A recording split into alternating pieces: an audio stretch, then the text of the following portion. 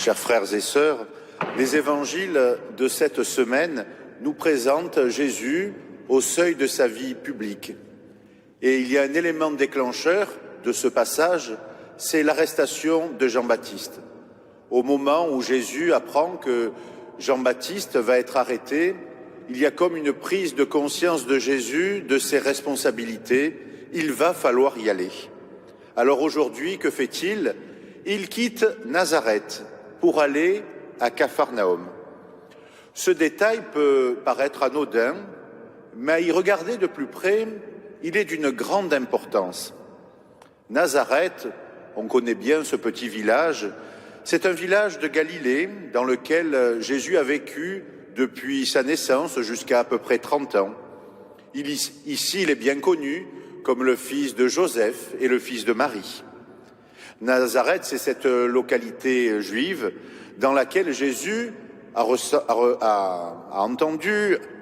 un enseignement solide, un enseignement religieux. Nazareth, c'est le lieu où il a vécu cette vie cachée, où il a travaillé. Il quitte donc ce village de Nazareth. En fait, il sort un peu de sa zone de confort pour aller vers un ailleurs inconnu. Alors cet ailleurs porte un nom, c'est Capharnaüm. Alors Capharnaüm, dans le langage courant, est le synonyme de bazar, et ce n'est pas pour rien.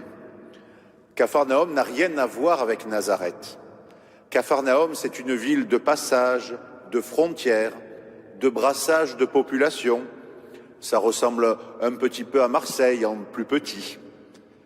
Capharnaüm, c'est la ville de son ami Pierre, et c'est ici qu'il a appelé Matthieu pour le suivre. Alors le début de la vie publique de Jésus consiste donc en ce passage d'une vie cachée, discrète, enfouie, à une vie publique. Jésus quitte son environnement douillet de Nazareth pour aller dans un lieu où les bonnes paroles, les certitudes sont remises en question. Ici, à Capharnaüm, nous sommes très proches des territoires païens. Il faut être percutant, il faut être convaincant auprès d'une population qui s'est éloignée de la foi juive. Alors que dire du discours de Jésus? Il consiste, comme celui de Jean-Baptiste, en un appel à la conversion. Mais la conversion, pourquoi? Pour participer au royaume. Et rappelons que le royaume, c'est pas ce lieu auquel nous irons après notre mort. Ce royaume, il est pour aujourd'hui. Et Jésus est très clair, il nous invite à participer de ce royaume aujourd'hui dans notre vie de tous les jours. Alors on peut remarquer aussi que la prédication de Jésus n'est pas simplement qu'une prédication en parole, c'est aussi une prédication en acte. Et ça, c'est important. S'il prêche, il agit aussi. Et on nous parle de multiples guérisons qu'il a pu opérer. Cette attitude du Christ, qui prêche en parole, mais aussi en acte, doit être aussi la nôtre. Se convertir d'abord, et c'est une chose essentielle, c'est premier, c'est fondamental, puis aller auprès de ceux qui souffrent le plus. Notre pape François dit souvent qu'il s'agit d'aller aux frontières. Il aime aussi parler d'une expression qui est très parlante. Il nous invite à considérer l'Église, considérer notre action comme un hôpital de campagne. Alors nous sommes bien sûr invités à faire comme Jésus, nous risquer dans ces lieux où les paroles convenues, où les paroles bien pensantes ne suffisent pas, ou en tout cas, elles ne peuvent être reçues, elles ne peuvent être accueillies que si elles sont ajustées et qu'elles respirent la miséricorde. Alors, reprenons cette expression, l'hôpital de campagne. Un hôpital de campagne, c'est d'abord un hôpital. Il s'agit de soigner, de réconforter, de relever ceux qui, par les aléas de la vie, sont victimes de la maladie, de la solitude et parfois d'eux-mêmes. Un hôpital de campagne, c'est aussi une structure légère qui se déplace là où se trouvent les besoins. À Marseille, comme ailleurs, nous devons nous rendre attentifs aux misères humaines et apporter notre contribution pour les alléger.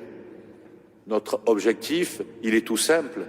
Il s'agit de faire d'un Capharnaüm un lieu de fraternité, ce lieu de brassage, ce lieu où se mêlent les souffrances. Il s'agit d'en faire un lieu où elles peuvent être allégées. Mais attention, ne cherchons pas trop loin les Capharnaüm au cœur desquels Dieu nous attend. Où sont ces Capharnaüm?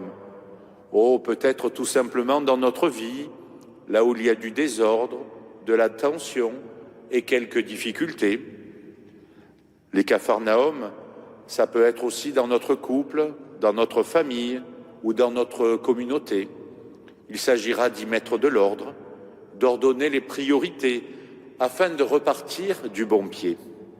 À chacun, chers amis, de trouver ce Capharnaüm dans lequel Dieu nous attend afin d'y apporter joie et pardon. De Nazareth à Capharnaüm, tel est le premier parcours de Jésus tout au long de sa vie publique.